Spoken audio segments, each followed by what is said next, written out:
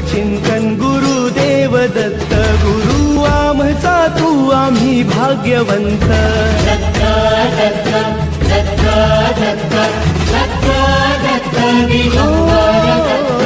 अवधूत चिंतन गुरुदेव दत्त, गुरु आमचा तू आम्ही भाग्यवंत. नसे जन्म मृत्यू नुरे काही खंत, न प्रारंभ मध्य नसे काही अंत.